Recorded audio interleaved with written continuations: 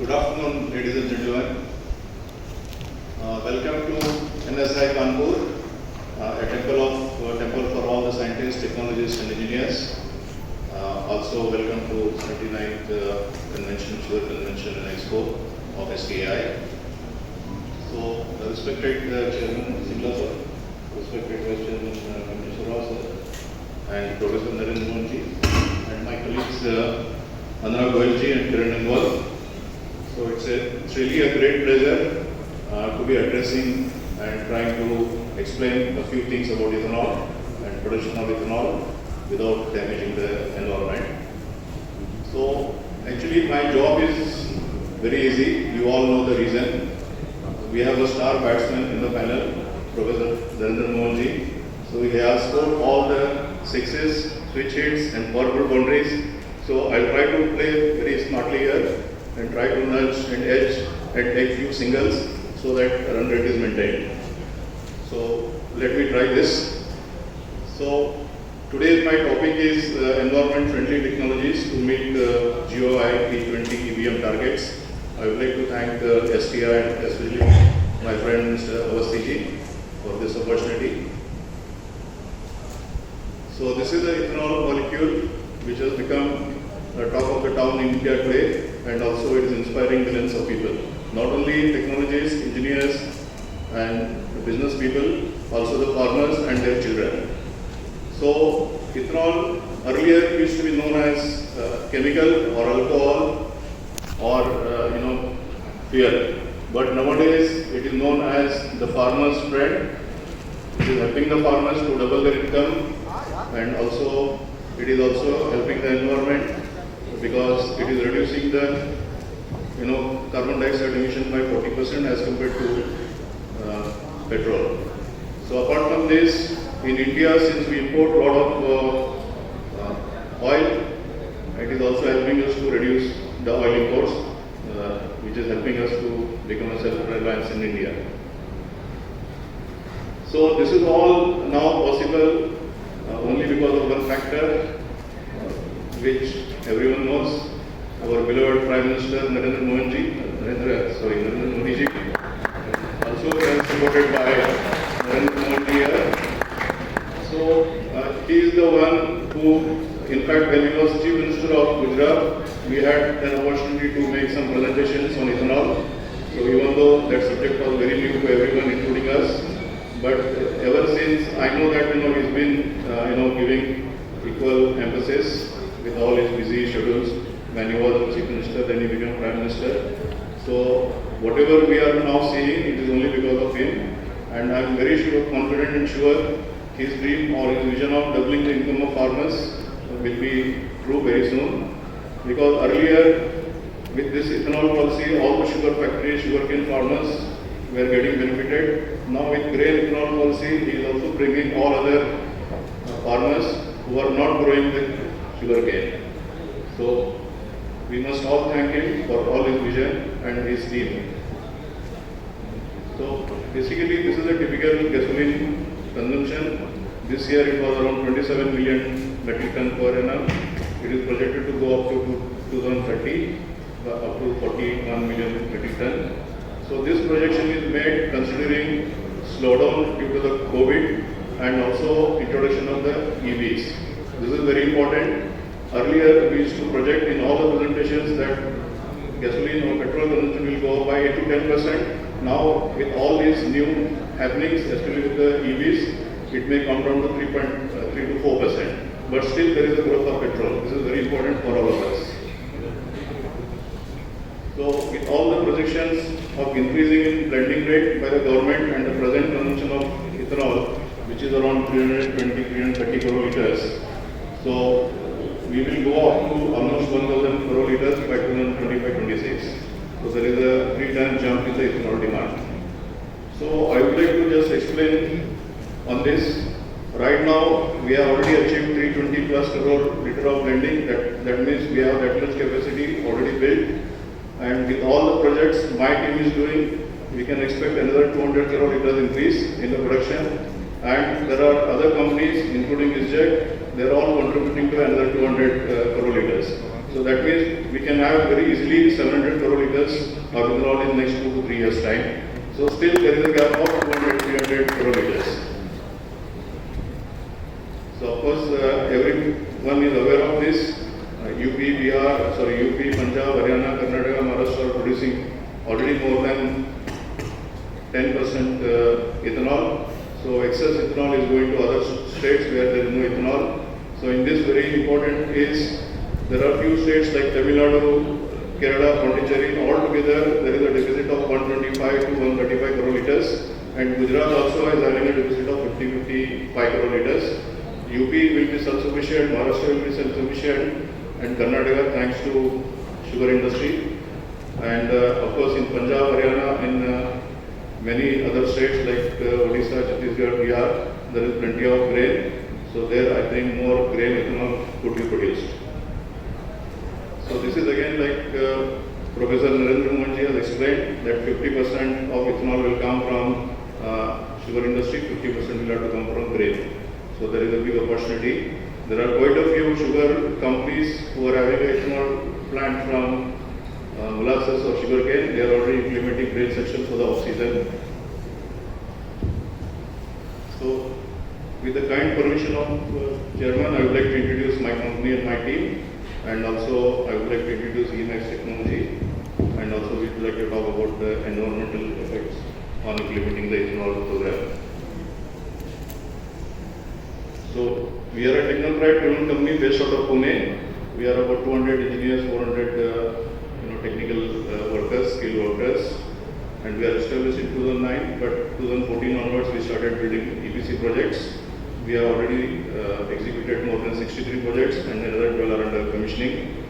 So this is our contribution. Almost 40 to 45% ethanol is produced from Excel built plants, and of course we are also doing ENA plants, about 30 to 40% ENA also produced from our plants. So we have pan-India based installation base, and these are our references that we are working in almost all states, all kinds of ethanol and distilleries, from grain, from sugarcane, from molasses, combination of grain and molasses. And we are ISO CRISIL rated company, and we use all the international design codes for designing the ethanol plants. This is our office, and we have quite a few locations, workshops. I am very happy to announce that we are the first company to come to UP and set up a workshop in this Kanpur. Of course, NS has been very helpful to us. Then we have a workshop in Ghaziabad now. Then apart from these 4 or 5 workshops in Pune. So our main business is distillery and ethanol, and of course we have technical ability to build other related plants like brewery, starch, and of course I won't go into more details of this slide. Basically, we are a highly service-oriented company, and we keep on innovating the technology every year. So this is the 2 main reasons why we are growing in the tech world. So we use 3D models, and this is one of the plant we built for Thermoset in DSCR in Ajwapur. So basically our technology is Emax. This is completely indigenously developed technology with all the Make in India products. So we focus on improving the efficiency. Continuously we keep on upgrading our fermentation efficiency, liquefaction efficiency. Then we focus on reducing the steam power, so that apart from the capex reduction, we also focus on reducing the opex.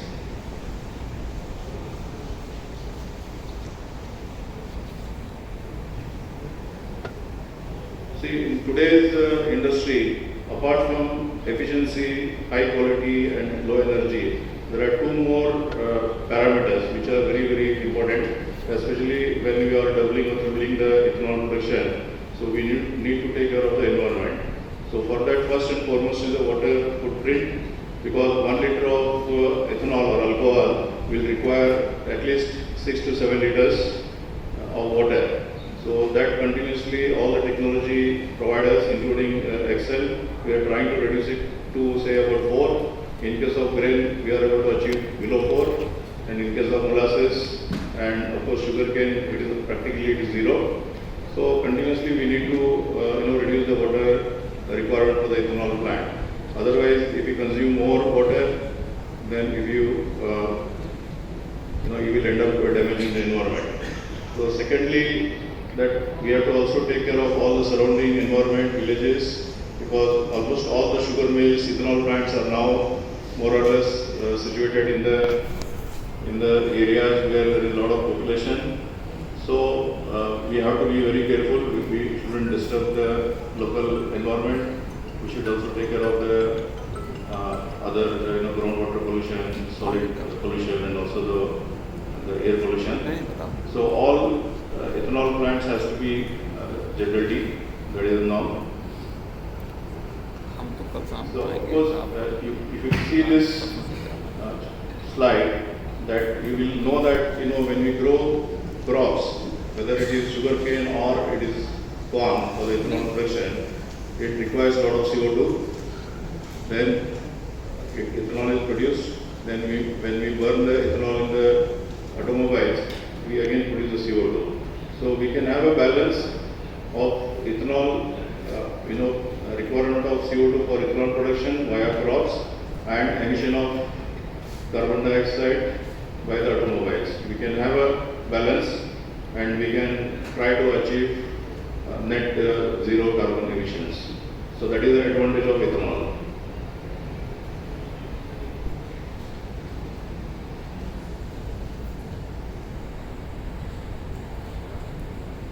So in Emax technology, we are focusing on carbon zero emissions or net carbon zero emissions.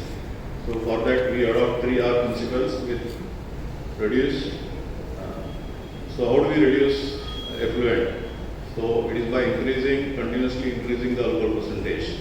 So in case of grain, we have already reached 15%, we are now targeting 18% alcohol, so that effluent quantity can be reduced at the source itself by adding less water and increasing the alcohol percentage. Similarly, we can recycle a lot of slops back to the process, 30 to 40%, then you again reduce the effluent. Then again, whatever leftover effluent which can be converted to valuable product and reused in the industry. For example, in case of grain, DDC is the product. So in case of molasses, we can think of potash-rich ash or other powder. So this can be achieved. So second is, like I explained already, the water intake. So in case of sugarcane, because sugarcane drinks a lot of water, we can actually achieve zero water intake for distillery in case of sugarcane distilleries. So we can treat all the sugar condensate and we can maybe have a storage even for the off season and we can reuse it in the plant. So we already designed and built a plant in Wave Industries, Dhanora, of this, where we don't require any water for almost 12 months in a year. So similarly, same thing can be done for grain distilleries. And of course, there is a little bit of a challenge we can face for the molasses, because we still need a lot of water for molasses, but we can only use new techniques to reduce the water consumption in the molasses distillery. For example, air-cooled condensers, we can think of those to reduce the water consumption. So again, lowest energy consumption, because more energy you take into production of the ethanol, that means you are generating more carbon, because you are going to burn fuel or you are going to burn spent wash. So better to reduce the energy consumption itself. So we have, with Emax technology, we have brought the energy consumption by 25% in the last 3 to 4 years. So that is one way of trying to reduce carbon emission.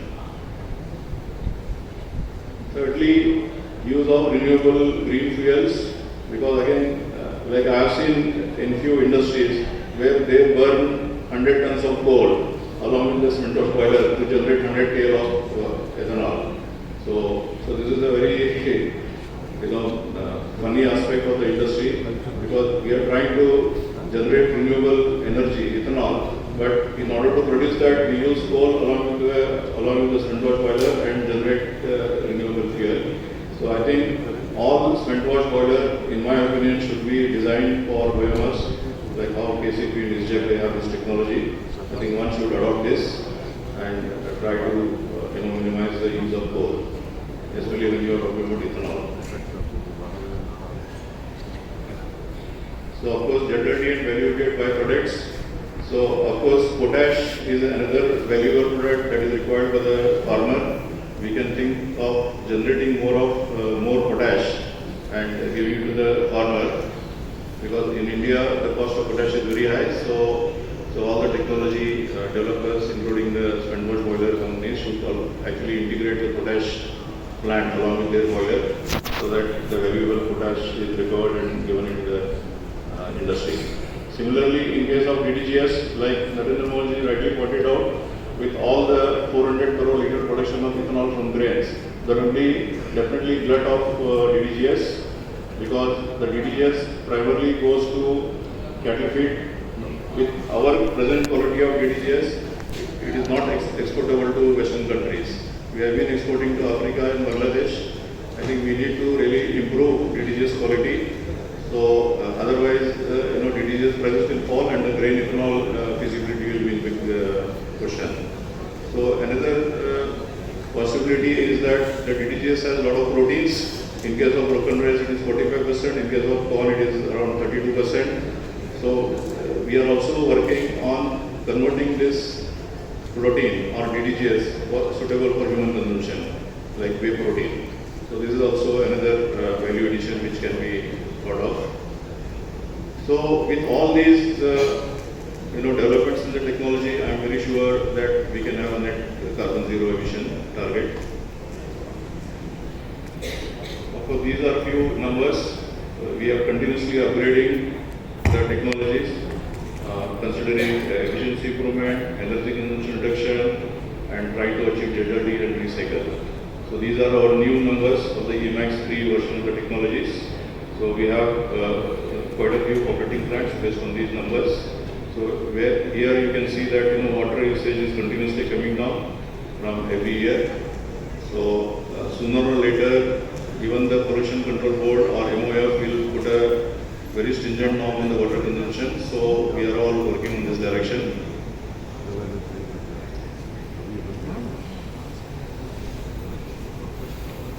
So these are our latest projects which we have been executing.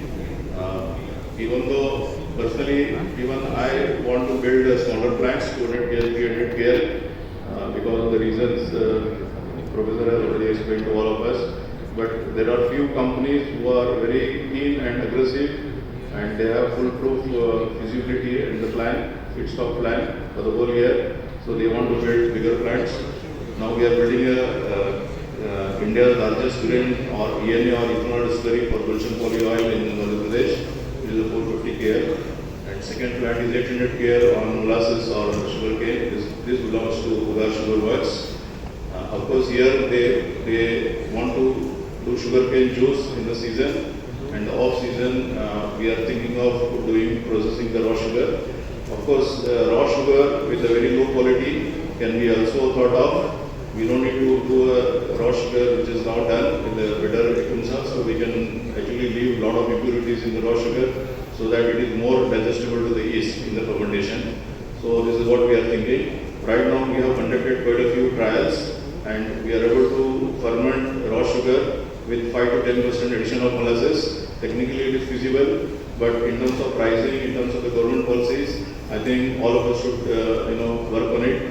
Otherwise, no point in building a huge plant of 400, 500 KL and keep it as it is during the off season, or trying to add grain with more investment. So that is not feasible. Instead, the easiest route is to develop a technology which can convert raw sugar into ethanol. That is what we are doing. So we have already built operating plants of 275 KL, and we build both grain and molasses lowest steam consumption distilleries. So these numbers are the best in the industry, and for that we have done a lot of innovations. One is the in case of DDGS dryer. So this dryer is to be imported from China, by most of the Indian distilleries. The Chinese companies, which I was also party to it, so at one time they had a market share of 70%. Now, due to patriotic reason, my team decided to build the dryers in India, 100% make in India dryer. So after the Ladakh war, so my team proposed that we'll take risk. Now some of the customers gave us the opportunity and they accepted our logic with some riders. But I am very happy to inform that we have already commissioned 5 dryers. Now we are building 18 dryers. So, okay, I'll speed up. So thank you.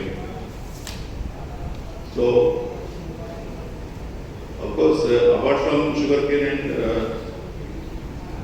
grains, we can also look at other feedstock, especially the intercropping, where you have sugarcane, then you can also have corn. So it is possible. And apart from that, you can think of sweet sorghum, because in sweet sorghum you can convert juice into ethanol, you can convert the bagasse into ethanol, you can convert the grains into ethanol. So now, this was tried 10-15 years ago, but now we have a better policy, better prices. So one can always look at sweet sorghum as a very serious crop. Of course, you also have sugar beet. So these are typical flow sheets which I'm sure everyone is aware. For molasses, you have 2 options. One is you can go with biogas, CBG, then composting. Then second option is the incineration boiler. And here comes the grain. So now you can have a DDGS product instead of having the composting or the incinerator boiler. So here the only challenge when you want to design a molasses distillery for seasonal basis and off season you want to do a grain distillery, then you have to be very careful and you have to take care of the boiler design. So that the same incinerator boiler can work throughout the year when the slop is also not available. So nowadays, many companies are coming out with the concept that they use sugarcane juice or molasses during season, and off season they want to add grain. So there are quite a few plants we built in Karnataka, like Hermes Distillery is one example. Now UP is taking the lead, like Balrampur, Dalmia Sugar, LS Sugar, Parle Sugar. All these companies are building a grain addition to the existing plant, so that they can run the plant throughout the year. I think, in my personal opinion, if you have a sugar mill which is not efficient due to XYZ reason, instead of spending money on cogen, instead of spending money on other things, you can add a grain, you can add a distillery and you can add a grain. Then with the same basic sugar mill, you can turn down the whole sugar complex. So these are few projects we did. This is one project we did along with SJEC in Philippines, sugarcane to ethanol. This is the DSCL project, molasses plant. This is the second plant, and this is the grain distillery we did. So this is the dryers we are doing in India, in Pune. And these are our clients. So we have many customers giving us the repeat orders. There are other latest orders. So we are doing a lot of work. Almost we completed 25 projects in UP and 21 projects in Karnataka and about 10 projects in Maharashtra. So we will be doing a similar number of projects in these states. Apart from this, we are also doing projects in Odisha, Jharkhand, West Bengal. And of course, we are still working hard to promote ethanol technology, ethanol production in Tamil Nadu and Gujarat, where there is a lot of deficit. So thank you very much. Stay safe. Then lastly, I would like to congratulate all the award winners today, especially Sri Jadhav sir for Lifestyle Achievement Award. Congratulations, sir. Yeah, thank you very much, sir. Thank you, Mr. Desai. And I now request the executive